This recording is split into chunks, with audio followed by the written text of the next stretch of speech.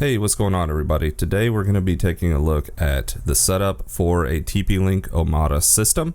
This is going to be a full network setup slash kind of review or showcase of the TP-Link Omada products. Full disclosure, I was sent 3 items from TP-Link to go over, make a video about, kind of show off the features and a little bit of how to configure it.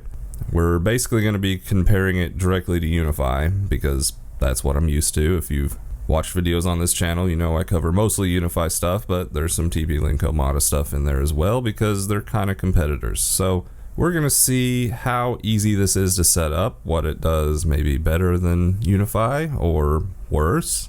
But basically I've got these 3 devices here that I was sent from TP-Link. We got the SG2008 switch, the ER7206 router, and the EAP653 access point. Now the idea is to set all this up like you would any network in production. So we're going to think of this as an entirely new site. Say we just got a new house or we're setting up a new business. We're going to configure the router for internet access, configure the switch so we can use quite a few different devices, and then obviously the access point so we have wireless. Now one of the main features that A, TP-Link wants me to talk about, and B, I think is interesting, is what is called the Zero Touch Provisioning ZTP, or basically unboxing not required feature of these Omada devices. And what that means is that basically you can adopt them into a controller just by scanning the serial number on the box. You don't even have to open it.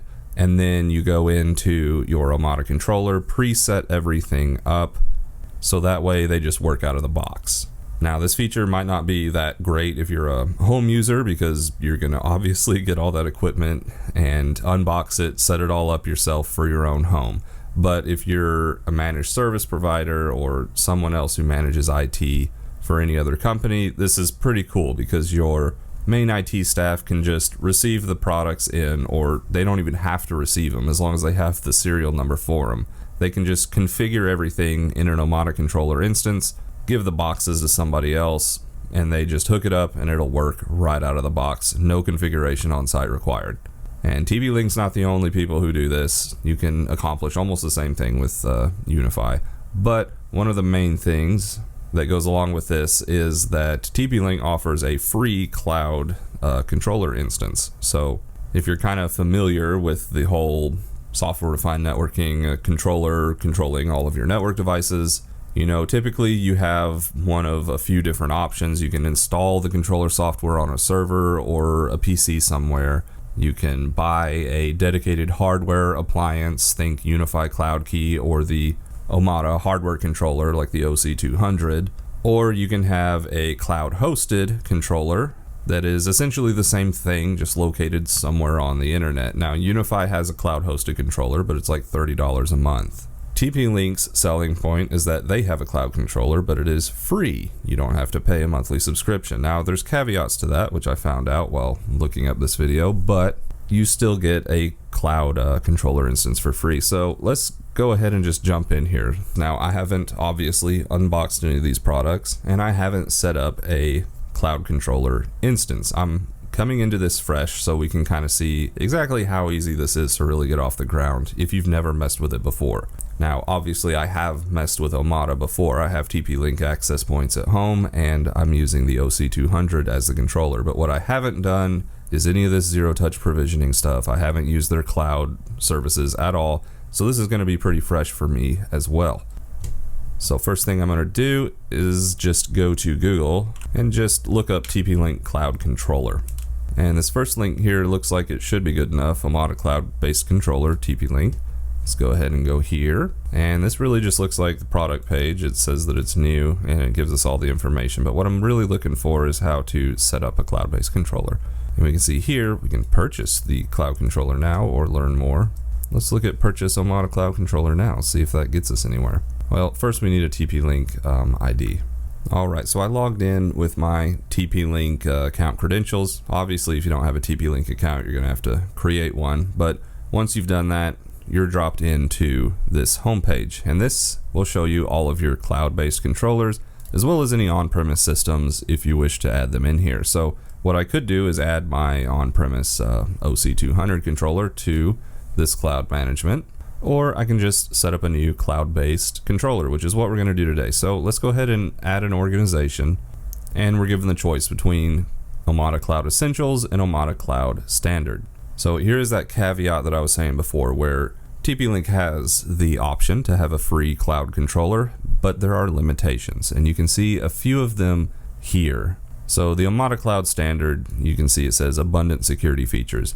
You do not get the ability to configure things like IPS and other advanced security features with the Essentials controller. Basically, the free version, which is Omada Cloud Essentials, gets you the bare basics that you need to set an organization up. It does not get you all of the bells and whistles or the full feature set that you may want.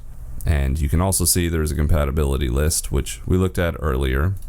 And these are all, again, the devices that are supported by Cloud Essentials. So what I gather from this is that there's only certain devices that are going to be able to be on the essential list. Other devices probably need standard. And if we select standard and hit next, well, it's still going to take us through this, but there is a cost associated with a standard controller versus an essentials.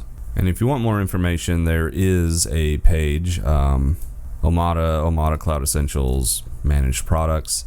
This kind of gives you the whole overview of the Omada Essentials program, what you're supposed to do, log in with your TP-Link ID, which we just did, add the essential cloud-based controller. But at the very bottom of this page, after you go through pretty good guides on how to get it set up, you get to the different versions of controller that you can use. So you've got Omada Cloud Essentials free, that's what we're setting up today. Cloud Standard, which has a device license fee. Not exactly sure what that is, but there is a fee associated with it. And then you've got your hybrid, or what everybody is probably already used to, your software controller that you install somewhere, or your hardware controller like the OC4, 3, or 200. And they have these listed under pricing as the hardware costs varies for every site, but you have free cloud access. It's also what I showed you over here under the on-premise systems. You can link them to your cloud account, manage them remotely. That is free. Hardware obviously is not. Software controller requires a constant PC server operation, and it also has free cloud access. So really, the software controller gets you the full feature suite, but you have to run it somewhere. But if you're running it somewhere, you have free cloud access to it.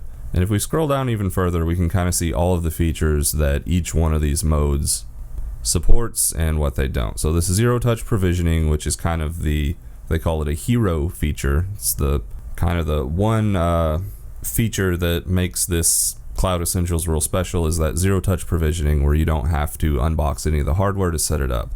That is not an option on your on-premise controllers like the hardware or the software one.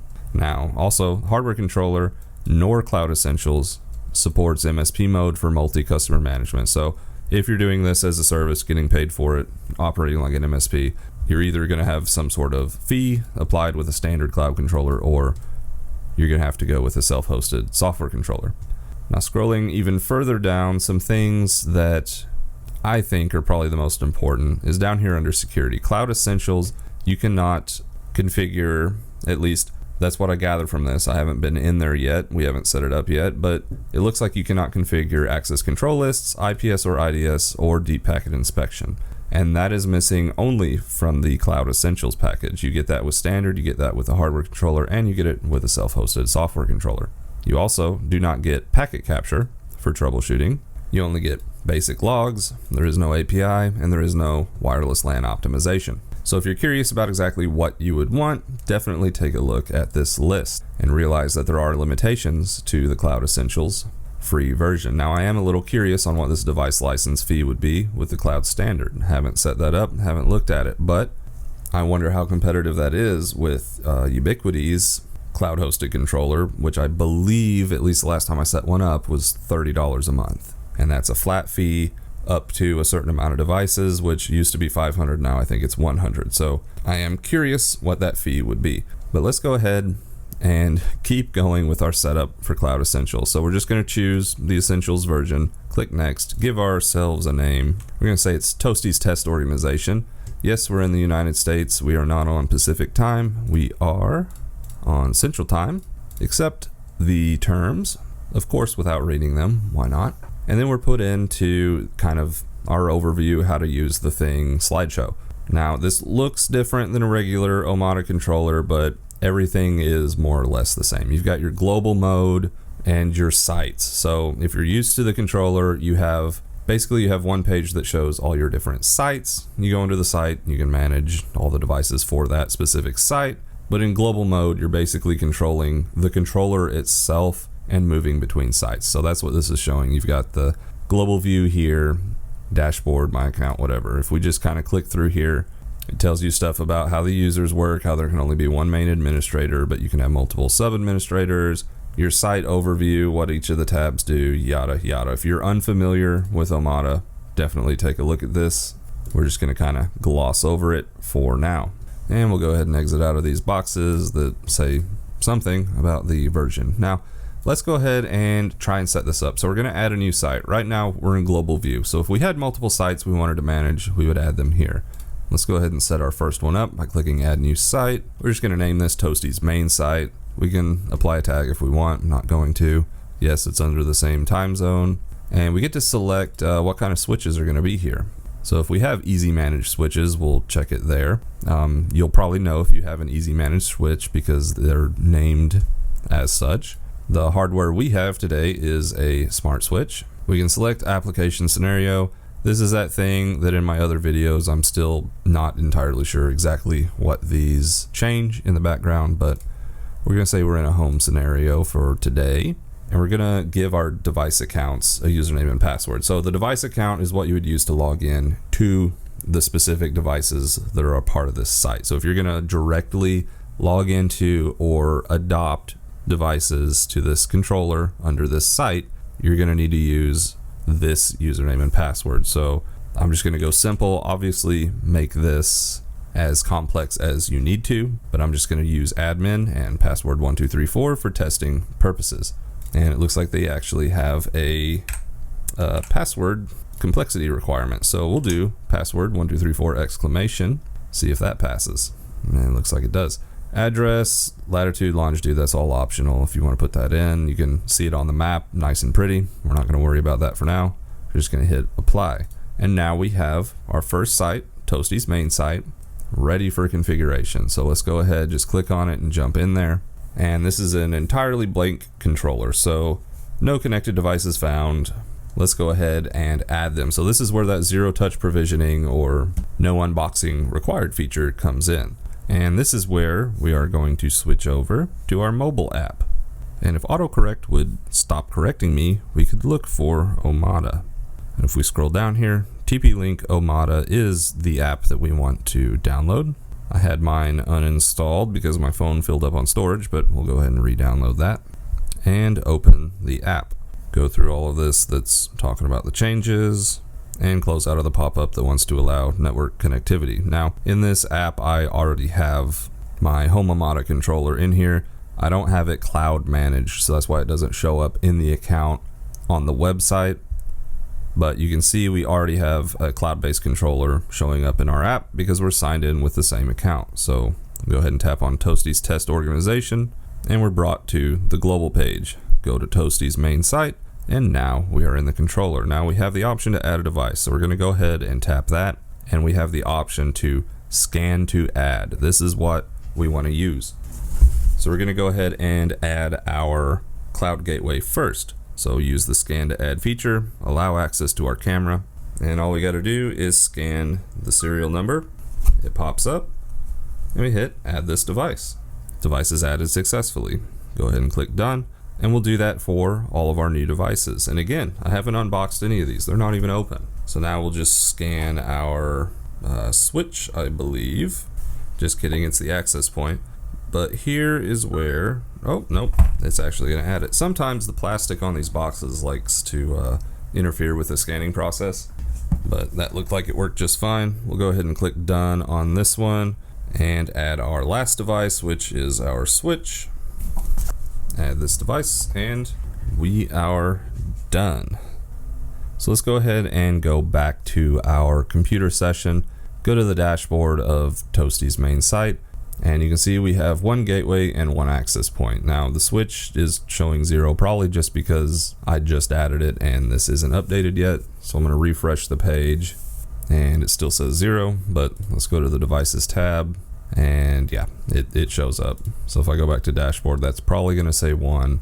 Don't know why it's not saying 1, but switch, access point, and our gateway are all added, and you can see the status is pre-configured. So this is a status they'll be in if they haven't been unboxed and you're using that zero touch provisioning feature. So let's go ahead and just give these devices a name. At this point, we're going to set these devices up as if they are already connected on the internet, installed in the site, or whatever. So all the configurations we do here supposedly are going to be pushed directly to the devices once they are unboxed and plugged in. So I'm just going to go ahead and give them names real quick to easily identify them. I'm going to call this one Toasties Switch. We can modify the VLAN interface, add a static route if we want, mess with services and whatnot, but actually I am going to change this rapid spanning tree protocol value to 4096. Since this is going to be the main switch of this new organization or my house or whatever it's going to be, we're going to change that. Now, if you're not sure what spanning tree does, do not follow that configuration. It can mess some stuff up if you're not sure what you're changing. And I guess I forgot to hit apply under the name, so I'm going to go ahead and rename this Toasties Switch, apply, there we go. And now I've updated the name on all of them. So I've got the gateway, switch, and AP named and ready to go. So at this point, I'm going to start setting up our main network layout. Now I'm going to go a little bit advanced in this. We could set this up just regular straight out the box, but my kind of thinking with that is that the devices will more or less work in a default configuration anyway, as long as they're adopted. So we're going to set this up like we would in organization. We're going to have multiple VLANs, and we're just going to throw in a little bit of advanced configuration because I want to see if it actually all works right out of the box without any sort of other configuration. So we're going to go to the site settings. Well, not the site settings. We're going to go to internet settings, and WAN setting overrides is disabled right now. And this box says basically if this is disabled, it's going to use the settings that are set up directly on the hardware itself. That's not really what I want. I want this to have custom configurations right out of the box. So if we turn it on, then we can set up our WAN configurations, and this is what the gateway will pull once it's plugged in. Now for this, we've got to select our gateway model, and it gives us this drop down of all of the different models that we can choose from. And what this doesn't do, apparently, is automatically detect the one that we have in a pre-configured state. So we still have to manually select which gateway we have. And the one we have is a 7206. However, I don't know if that's a version 2, a version 2.2, or a version 1. Let's go to the devices and just see if that's actually going to tell us what it is. Oh, and it does. Model 7206, version 2.26. So let's just remember that, 2.26. Go back to the internet, turn our settings on, and select that from our gateway model drop down. So 7206 version 2.2. We're on 2.26, but this is the latest one. And then here it has us select our WAN port. I'm just going to leave this default. We're going to use the SFP WAN and WAN 2 as our WAN ports, but you can assign more if you would like them. And here it has us copy WAN port settings. This is a little weird. I guess it thinks that the current gateway is an ER605, even though we don't have one. And our new gateway is going to be that. So we're going to copy, sure, current WAN settings to our regular WAN port. I guess this is just saying which one do we want this internet settings to apply to. I don't know. We'll see later. Go ahead and click apply. See if there's any other settings that we need to change here. Can set load balancing, but we're not configuring two WANs. So yeah, everything looks fine here. So we're going to go ahead and go from internet to LAN. Basically, let me just kind of clarify. These WAN settings for the internet mode, this is basically just for the gateway and the interface that we're going to connect to the internet. And if we needed a static IP or anything like that, we'd come down here to the one we set as our WAN port, click the edit button. We could give it the description. We can change this from a dynamic to a static IP and put that information all in here. Now we're going to be using a dynamic IP because this is in a lab environment. We're not going to actually get a public IP. We're just going to be using a DHCP server that's automatically, or not automatically, already existing. And a lot of WAN connections are DHCP anyway. Obviously, this is targeted towards businesses, and businesses do have static IPs, so this would be where you'd put that in. but I'm going to cancel out of that and just leave that at the default. Now we're going to go set up our LAN. And this is where we are going to configure all of our different networks and VLANs and whatnot. So VLAN 1 we'll leave as default. We'll say this is our primary network, but we are going to change just a few of these options to make it a little more complicated. We'll change the name from default to main LAN, and its purpose is going to be an interface. Now the difference between interface and VLAN is if you have it set to interface, it's going to be managed by your gateway device. If you don't have a gateway device, you can just set it to VLAN, and that's just going to apply to the switch basically. But we want this to have the actual gateway device used, and we can assign it to all the interfaces or just specific interfaces. I'll go ahead and leave it on all of them.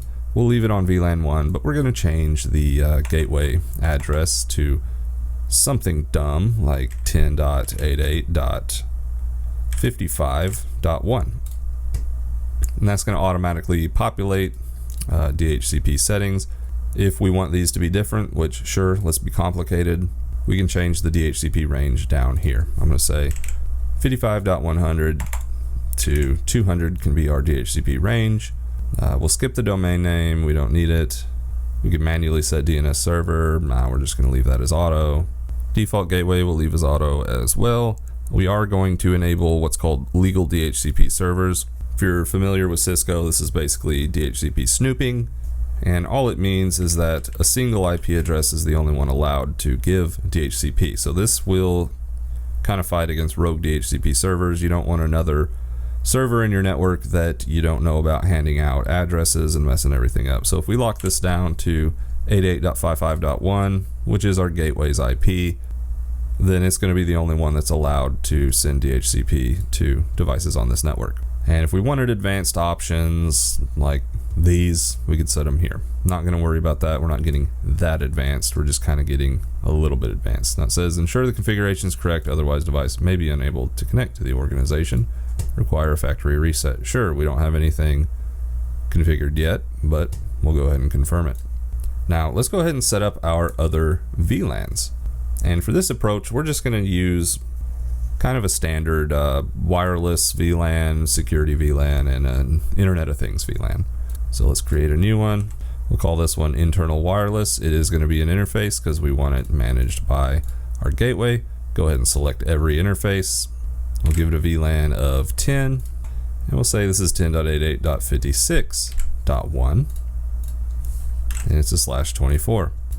We'll update the DHCP range, 10.88.55.100, 10.88.55.200, enable legal DHCP servers. If I didn't mention it before, this setting can be dangerous because if you misconfigure it, you won't get DHCP, which I actually just noticed that I did misconfigure this. I put 55, which was the IP address of our default interface. So let's make sure that's good to go. Looks like it is. And we'll go ahead and save. Now let's just quickly make our other ones. We'll do IoT, assign it to all interfaces, give it a VLAN of 20/24, change our DHCP scope, and enable legal DHCP servers. Save that, and create our last interface, or LAN, which is going to be guest. Give that a VLAN of 40, give it a new subnet, and DHCP snooping. Now I don't see a kind of network type that labels this as guest. I forget exactly where that is, but I guess it's not here. So save that, and we've got all of our VLANs or LANs set up. Got our main LAN 55.1, internal wireless 56.1, IoT 57, security 58, and guest 59, and all of our VLAN numbers over here. So looks like our LAN section is pretty good to go. That's all set up. So let's move on from our LAN to our wireless LAN and set up our SSIDs for this. Now we'll create a new wireless network. Let's do toasty-wireless, and the device type is going to be an EAP. I'm a little confused on why gateway is an option here. It says the gateway device type does not support certain functions. I'm assuming you would select gateway if you have the device that's like a wireless gateway, which I believe I saw here on the on the supported products page, there is a Wi-Fi gateway that is both a gateway and a wireless access point. So I assume that you would select the gateway option if that is the device you're configuring. We're not doing that, so we'll leave it unchecked. Now, what bands do we want? 2.45. We want 6 gigahertz here as well. This is not going to be a guest network, so we'll leave that unchecked. And WPA personal for our key, we'll just do kind of our same default testing password, password 1234 exclamation point. And we do not want this on the default VLAN. So if we left this as default, it would be on VLAN 1 or our main network. Typically that's what you would do anyway for internal wireless, but we're being difficult and we're going to change that to custom, and we're going to add a VLAN by network. We can either assign a network or just straight VLAN ID. Either of these would work, but by network would just be cleaner. So we're going to go ahead and select our internal wireless LAN as the VLAN, which corresponds to VLAN 10. Scroll down and see if there's any other settings that we really want to change.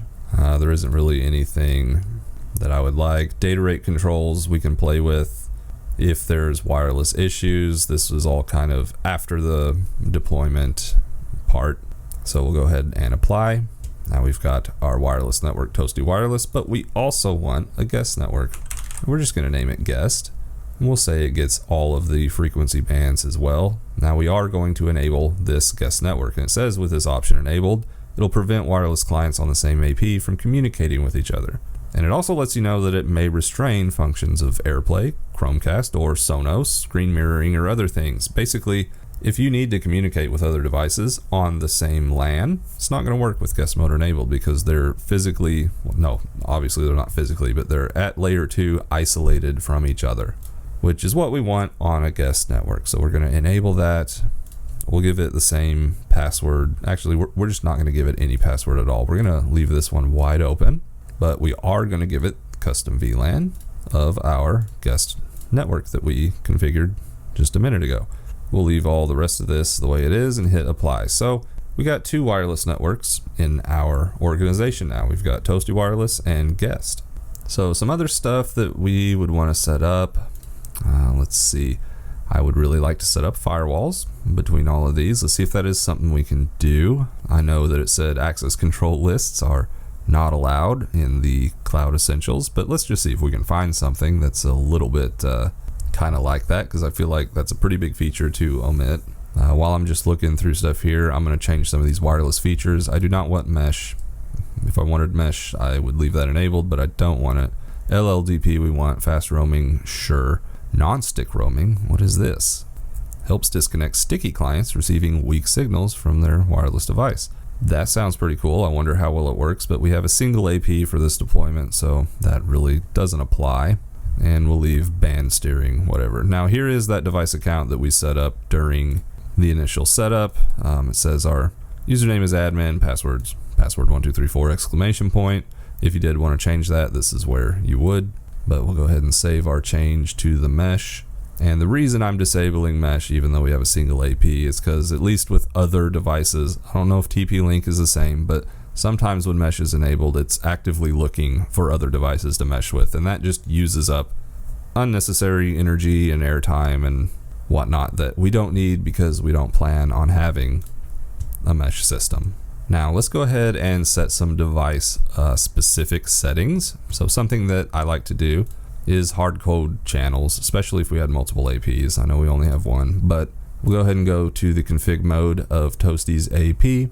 We'll go down to radios, and we're going to change the channel width to 20 megahertz for 2.4.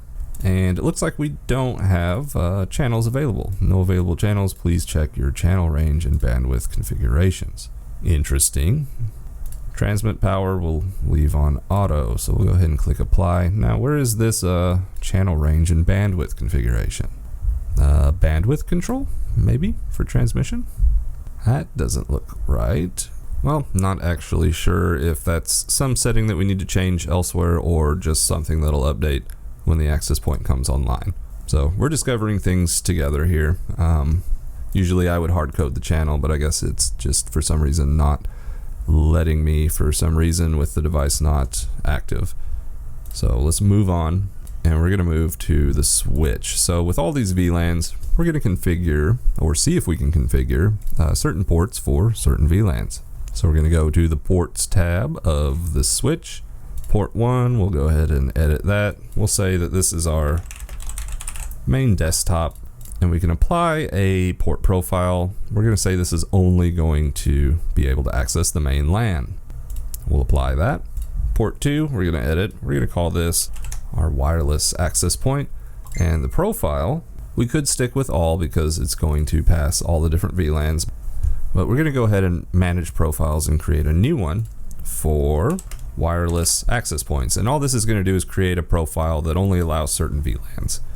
So we're going to keep device settings for PoE. Native network is actually going to be our internal wireless because we don't plan on pushing the main network over wireless, and our tagged network is going to be guest.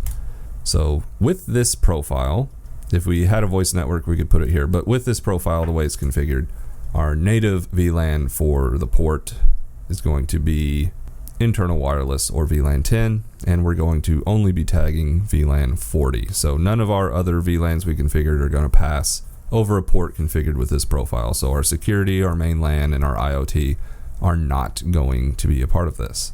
And I do realize we made an IoT network, and typically you're going to have a wireless network for that, but we'll ignore that for now. And we'll go back to the device, Toasty switch, ports, and reconfigure port 2 for wireless access point, and we're going to assign that profile we just created, which is wireless AP. And we'll go ahead and click apply, and we'll just create some other ports for our different VLANs. We'll call this one IoT, give it the profile IoT, and security, give that port profile of security. So the way our switch is set up now, we'll have our main desktop on port 1, which will only be a part of the main LAN, our wireless access point on port 2, which has a custom port profile to allow our internal wireless as the native VLAN with our guest network as the tagged VLAN, and then we have a couple other access ports, if you will, for IoT and security. Now the last one we're going to do is port 8. I wonder, yeah, there is no specific profile to give it for an uplink, but this is going to be our gateway uplink. So this is what's going to connect to our router, the Toasty's gateway device, and we're going to leave this one as profile all because all of these networks that we have configured currently are going to be serviced by the gateway, so they're going to have to pass. And we'll go ahead and click apply there. Now what else should we configure? Actually, I do have one other thing, and it's a whole new VLAN that I for some reason looked over. A lot of businesses or enterprise environments would use something like a management VLAN. So let's go ahead and set one of those up while we're here. So we're going to go to, I went to internet, that was the wrong one. We're going to go to the LAN section, and we're going to create a new LAN. This one's going to be VLAN 50, and we're going to call it management. We'll go ahead and assign that to all of these, give it our VLAN tag of 50, and I believe the next available address was 60.1. I'm doing all this configuration and testing and realizing that a lot of stuff is just kind of gross. Typically I want my VLAN tag to match, and none of the VLAN tags match. That's going to bother me, but this is just demonstration purposes. If I put a little more thought into my layout, it would probably be better. I'm going to go ahead and save that. Now we're going to apply this to all of our devices. So Toasty's gateway, if we go to config, go down to, where was it? Is it networks? Here we go. Config VLAN interface. So this VLAN interface is the one that's going to be managed. So we're going to change this. Okay, I don't mean this is going to be the management interface exactly, but this is which networks are going to have a virtual interface on this specific switch. And I only want management because I only want to be able to manage it from the one. So we're going to go ahead and apply. Network cannot be disabled because it has been configured as the management VLAN. Okay, so we have a specific configuration for a management VLAN. Let's see, was that in our LAN settings? Let's look back at the main LAN configurations. I do not see an option for management VLAN. Maybe that's located somewhere else. Let's see, site settings maybe? Nope. Let's see, I'm gonna go back to the device. We'll go to ports. Actually, let's config. Okay, I'm Googling something in the background just to see how to do this because I'm used to Unify where there's an actual management VLAN drop down and you select which one you want to be management VLAN. But I guess for this we have to go to VLAN interface, enable both of these. So we'll go ahead and apply, edit our new management VLAN configuration and enable the management VLAN. So this is what's going to assign VLAN 50 as management for this device. And we can configure a fallback IP address if for some reason it doesn't get it from DHCP. And we could also give it a fixed IP address, which typically I would do for these. And I guess since we're doing an advanced configuration, I will anyway. So I'll call an audible here. Management 10.88.60 we'll say 5 for our switch. And we'll go ahead and apply that. Got it. And since this is a switch, we probably do need a static route. We'll go ahead and add 0000/0. Next hop is going to be 10.88.60.1. And we'll go ahead and enable it. So apply. This is basically just so the switch can communicate out in case we want to manage it on another VLAN. And while we're at it, we'll go ahead and disable main LAN VLAN interface because we took management away from it. Now, let's go ahead and update that on these others. I don't think the gateway actually, it doesn't need this setting, so it probably doesn't have this setting and doesn't look like it. So gateway we don't have to worry about, but the access point we are going to put on the management VLAN. So IP settings, we'll also use a fixed IP address on the management network, 10.88.60. We'll say 10 for our access point. Go ahead and apply that. And for the services, the management VLAN, we're going to change from default to custom, and we're going to select management. Apply, got it. All right, so at this point, I think we're good to go and say that we can deploy this network. So now we're actually going to unbox the devices, plug them in, and see if they get all these configurations and if all the configurations work. I wanted to go pretty advanced with this so we could just test and see how viable it is to actually deploy it into a business environment. I know that there's a lot of settings that I've configured that I haven't explained. That's probably something for another video. Let me know if there is any specific configurations you would like me to go a little deeper in depth, but this is really just to show a sample setup for an Omada network and to test this zero-touch provisioning feature to see how awesome or not awesome it is. So let's go ahead and jump into the unboxing. Alright, so we're just gonna unbox these devices, starting with the switch, and then the access point, and then the router. And I'll just go ahead and plug all these in and cable them up. So we're going to the WAN port on the gateway from this blue cable, which is our simulated internet service provider or our internet connection. And then we're going from any of these other ports on the gateway to our switch because we configured all of our networks on all of the ports. If we had selected certain networks for certain ports, then we would obviously want to match that up. But I'm just going to go from the furthest port to the right to port 8 on our switch, which was what we configured as the uplink. Now for the switch, I'm going to use port 2 for the access point, and then port 1 is going to go to our test machine. So now that everything is powered on and connected hopefully to the internet, let's go back to our controller and see if there's any changes. So all of our devices still say that they're in the pre-configured state, but let's try and refresh. Okay, we have two devices, our switch and our gateway, in the configuring state, and our access point still says pre-configured, and actually the access point didn't power on. And I just need to look at the box for our switch. I don't actually remember if it was PoE or not. The front of the device says PoE input port, but the back of the box says that all the ports are data only, so I'm a little bit confused there. But just judging by that, I do not believe that this switch supports PoE for this access point, so I'm gonna have to power it another way. And luckily for me, I have power injectors lying all around, so I can actually power this up without PoE on the switch. It's probably something to keep in mind is that this access point actually doesn't ship with a physical power supply. You have to have PoE. Now also, one thing I'm noticing here is that the IP addresses that are popping in for the gateway and the switch look like the fallback addresses. So let's go to Toasty's switch, go to the config, and just take a look at the IP configuration, because they're connected to the internet, obviously, because they're in the configuring state, which makes me think connectivity is fine. I don't think they'd be able to communicate on the fallback address like that.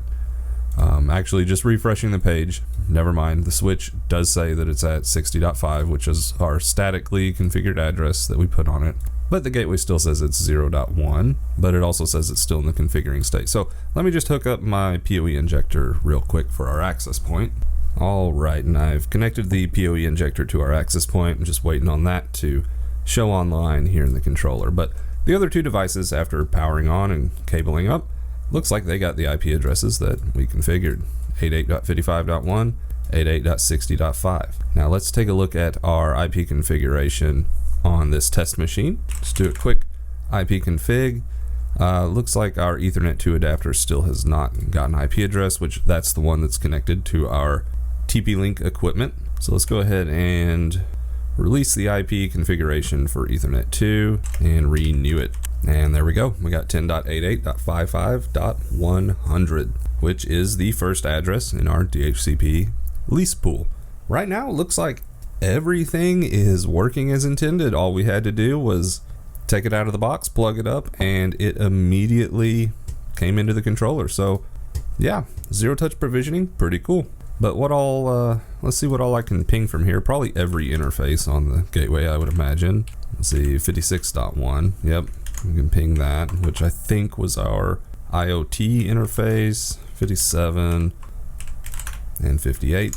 So I can ping all of our interfaces that we configured. Let me just refresh the device page real quick, see if we got the access point in the mix, and we do. Toasty's access point. Right now it's configuring. It says it has an address of 56.100, which is actually 56. Yeah, that was our internal wireless network that we created, and because that port has that as the native VLAN, that's going to be the IP address it initially has. Once this is done configuring, this should switch over to the 60.10 IP address, which we configured for management. Now, typically when you have all these different VLANs configured, you want to put firewall rules between them. I already mentioned that before. So like right now, this test computer is on our internal default network, but we have a management network of 60. So let's say 60.5. If I ping that, that's the switch. So if this was a real setup, I would ideally want the main networks or any network that's just going to be used for regular data to not have access to the management network.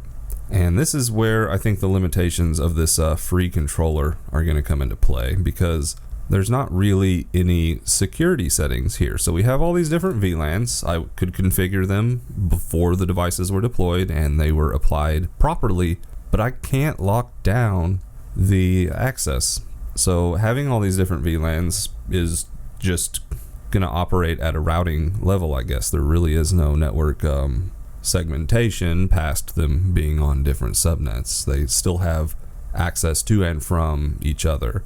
And I guess because of the free nature of this portal, you can't configure those access rules, which I think is that's a pretty big feature to not have in your free controller. Like, if you've got a gateway device that's capable of IPS, and I mean, obviously it's supposed to be used as a firewall, why would you not have firewall rules able to be configured? That just seems like a push to have you buy the paid service with the device licenses and all that. So while Omada does offer this free cloud controller, which is awesome, to me that's a glaring omission from what you're able to do with it. Like, I understand some features not being accessible. Like, I could understand IPS, even though that's still a stretch. I could understand that not being in here, but basic firewall rules not being able to be configured on the free service is a little, not sure why that decision was made, except for to have you pay for the standard cloud controller. But let's go ahead and look at the logs. We got something, WAN is down. Okay, it actually isn't. Clients, we've got our lab PC here. Again, 55.100, it's on switch port 1. And then we have this guy, which I believe is the access point. I think it's either the access point or the gateway or the virtual interface on the switch. Our access point is still configuring, so we can't really get to that yet. We'll just give that a little bit to show up in the controller, or not show up, to finish configuring in the controller. Okay, so it would appear we have a problem with our access point. So it went from configuring, but then went straight to disconnected instead of connected. So I did go in here and I saw that it didn't save our static IP configuration. I went ahead and put that back in. That really shouldn't matter because it still should have grabbed DHCP from our management VLAN. And if I go down to services, our VLAN management is still set up for custom on our management VLAN. So let's look and see. I did check layer 3 accessibility because that's something that you need if you're going to manage the access point over on a different subnet than it is assigned to. That really shouldn't matter for this cloud controller. The cloud controller should still pick it up even without layer 3 accessibility enabled, but I went ahead and checked it anyway. So let's go look at the switch port configuration, make sure that was set up correctly and saved. So we'll go to Toasty Switch and we put our access point on port 2. So if we go to our port manager, take a look at port 2, which we labeled wireless access point. We gave it the profile wireless access point. So if we go to manage profiles and take a look at that profile, we have internal wireless. Here's the problem. So we put internal wireless as the native VLAN, and our tagged network is guest VLAN of 40. So I think we set this profile up before I decided to throw the management network in, so it's not assigned to this port. This is what happens when you explicitly allow certain VLANs. You got to make sure all of them that you want are on there. So let's go to the tagged networks and throw in management. That is 100% why that is showing as disconnected after it configured. So let's save. Go back to our devices. We should see the switch starting to configure or provision, I would assume. Possibly not, just because it was a profile change and not an actual port configuration change. But let's just give it a minute here and see if it pops online. And there we go. It was about 30 seconds. It's back to the configuring state. So our access point should have been configured properly. It probably was. It was just that forgot to put VLAN 50 as a tagged VLAN on that switch port as a part of our wireless AP port profile. And now we're in the connected state. So everything looks great here. We do have 2 firmware upgrades that we could do. I'm not going to worry about that for now, but that is something I would definitely do. Production environment, this would probably be the very first thing I do next, but instead I'm going to go into our wireless network configuration and I'm going to make one change, and that is to the guest network, because I forgot that in my house I already have a guest network and it's only named guest. So just so that I can test this correctly, I'm going to change the name to Toasty-Guest. So that way when I test connectivity here in just a second, I'll actually be able to see the network and not just connect to the one I already have configured. Now if we go back to devices, for some reason our access point is in the heartbeat missed stage or status. Anyways, let's just go over to the phone and test our wireless networks and see what we've got. Alright, so heading to my settings and wireless settings, you can see we have 2 different new networks, and that is Toasty Guest and Toasty Wireless. So Toasty Wireless has a password, Toasty Guest does not. Let's go ahead and test Toasty Wireless. This just had the password of password1234! Go ahead and join, and it looks like we're just spinning here. If I go into the information tab, it looks like we're not getting an IP address through DHCP. Let's go ahead and just try our Toasty Guest network and see if that gets us anything. Yep, we got the check mark. If I go into the information, we received an IP address of 88.59.101 is correct. Not entirely sure why we didn't get IP address 100, but whatever, we got 101. If we go to speedtest.net, we'll go ahead and click go, see what kind of speeds we're getting. My internet connection should be 500 up, 500 down, so hopefully we are close to that. That looks like 230. That's acceptable in my book. Let's go ahead and go to the Clients tab on the computer while this is running. This obviously is my phone on the guest network. And you can see we're connected to Toasty Guest SSID. It doesn't look like I see the wireless band that we're connected to though. Well, I can go to online wireless and I can sort by the band. So it looks like we're on 5 gigahertz. We're not actually on Wi-Fi 6.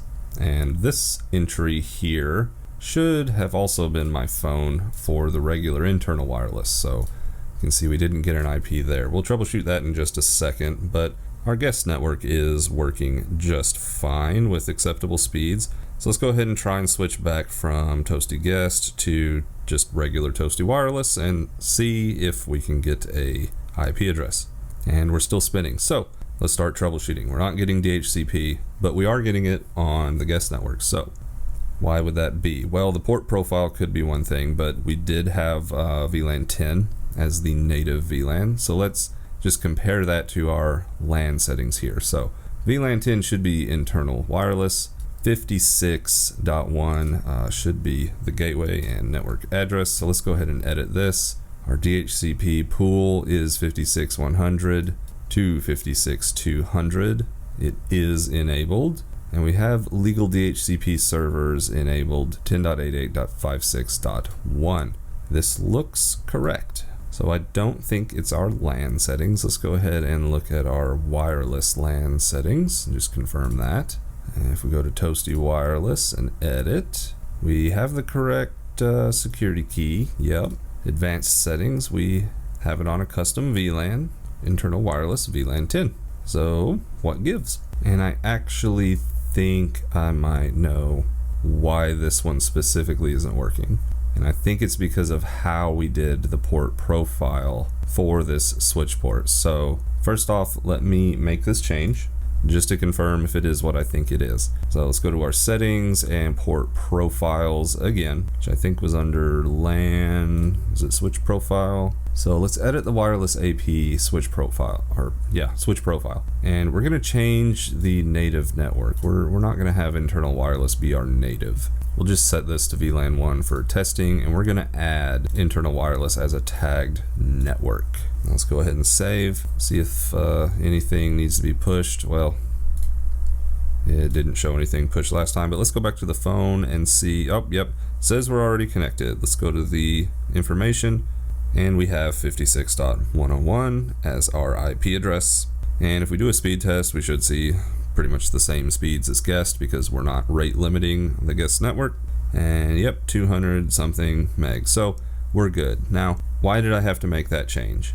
Well, the way I configured it with VLAN 10 as the native VLAN kind of comes from me and my kind of networking habits. That's the way I usually configure access point ports. I put the main LAN that it's going to broadcast as the native, but typically that network is already the native on everything else as well. So the issue is, and let's just switch over to the whiteboard so this makes a little bit more sense. The configuration issue was that we had on the switch VLAN 10 was untagged, and we were tagging VLAN 40 and 50, which was our guest and our management. And then on our wireless access point, when we had the wireless LANs configured, we assigned VLAN 10 to our internal wireless network. We assigned VLAN 40 to our guest and 50 to our management. Now, when the access point gets these configurations, it's going to go with what's configured on the network, which is that all of these with a VLAN number should be tagged. So when we set VLAN 10 to be untagged or the native VLAN, what was actually happening was anything that tried to connect to internal wireless was getting assigned a tag of 10.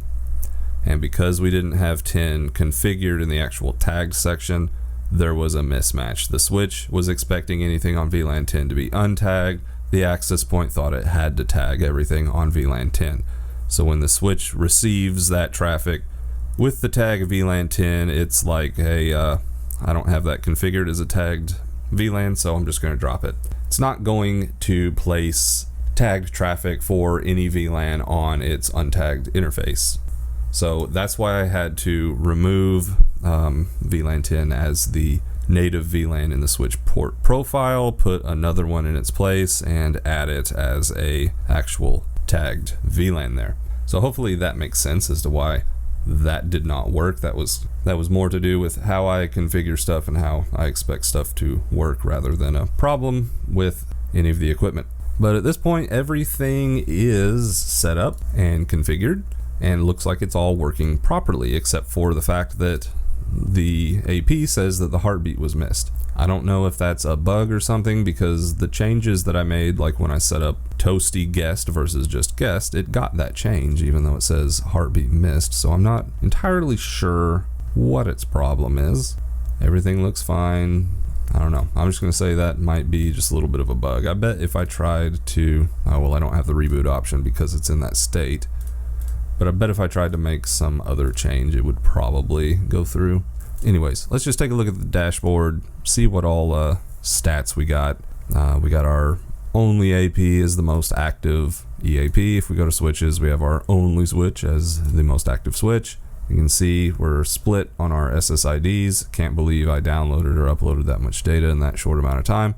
And then we have our client information. So as far as the whole system goes, that was pretty straightforward. Even though we had a little bit of an advanced configuration, it was still pretty easy to get everything set up, and it was definitely easy to just plug the devices in and watch them work, minus the couple of little hiccups that we had with me configuring things wrong. But like I said, this was a learning experience, and I was going to go ahead and experience it along with you just so we could see how easy of a setup it was, and it was surprisingly easy. So what are my overall thoughts after this setup? And let's just break this out into a list of like pros and cons. I'm going to go ahead and say that easy setup is a pro. And going along with that, the zero touch provisioning or no need to unbox equipment feature is definitely a plus. It worked very well. All I had to do was just install the app, sign in, scan some barcodes, boom, they were in the Omada Cloud Essentials controller. And as soon as they came online, they got all their configurations and started working as they should, with the exception of the little bit of troubleshooting that we had to do. Now the cons, I think my biggest con for this is definitely the lack of firewall rules being able to be configured without a paid subscription. So the biggest selling point I think for this is the fact that the Omada controller is free to be cloud hosted. You can go into this with just the equipment, no need to sign up for a subscription service, just get a cloud controller rolling, pre-configure all your devices, plug them in, and be good to go, which sounds awesome on paper, and it is very easy as you saw in this video. However, I think the fact that being able to configure firewall rules being left out of the free tier is a little bit crazy. And there was other stuff left out of the free tier that we saw, like advanced logging, I believe, and a couple other features that I would kind of expect to, yeah, sure, that can be left out of the free tier. I'm actually very surprised that multi-site management is not left out of it, so I guess I can put that into the pros here. You can have multiple sites on your free Omada Cloud controller, but again, you can't configure the firewall rules, so I would expect multi-site management to be left out of the free tier, because if you're doing multi-site, you might be a business or you might be an MSP, so you should probably be paying for the higher level of service in that case. I would think that makes sense, but I think leaving firewall rules out of the free tier, again, is crazy. So the whole point of Omada is to be easy to set up, and it's targeted towards like hotels, small businesses. I mean, in general, it's targeted to a business-oriented sector, so this isn't supposed to be for home use. And pretty much any business environment is going to want multiple VLANs, and they're going to be highly concerned about security. So the free cloud controller being the selling point is almost moot when you can't configure the firewall rules for it. So this is a bit of a weird one for me to really come up with a thought about it, because on one hand I really like it. Most of the features that it said that it would do well, it does well. The setup was easy, the configuration push was easy, the ZTP, I've already said all of this, but all of that was great. It worked pretty well. I mean, obviously I haven't thrown it into a production environment, but here in the lab it's working. Our test PC is working as normal. All of our VLANs seem to function. Our wireless is great. But on the other hand, firewall rules. Why is that not free with the Cloud Essentials controller? Now, all of this can really be kind of wiped away with forgetting about Cloud Essentials and going with either the hardware controller or the free software downloaded controller. If I was just to download the Omada controller, put it on a server or a PC somewhere, I would have all those features already.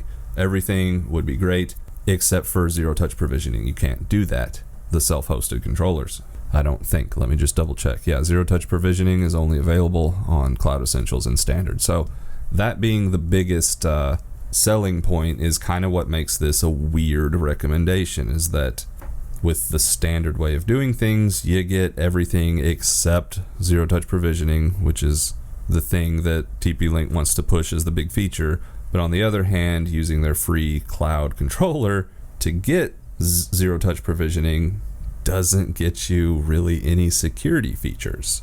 So you're almost forced to pay for standard, which again, I don't know how much that costs. It just says a per device license. I don't know. I know what that means, but I don't know what the cost would be for that. So when you compare this to, say, Ubiquiti, which this functions and works almost identically to, sure, you have to pay for their cloud controller service, but it's posted right there as you sign up for it that it's going to be X amount a month and you get to manage X amount of devices. So is that better or worse than paying per device on the not free Omada cloud controller? I don't know. I'm a little bit torn between that. But also, Unified doesn't technically have zero-touch provisioning, although you could very easily achieve almost the same thing with a very minimal setup. That's a whole other topic though. So I guess on this one, I'll just leave that up to you. Would you rather have the easy cloud hosted zero-touch setup and just not be able to block anything like threats or even basic firewall rules? Or would you rather just pay for the paid service or deal with the on-premise controllers and ditch zero-touch provisioning entirely? Seems like a personal preference to me, but anyways, this video has gone on long enough. We've seen how to set up a complete network using Omada.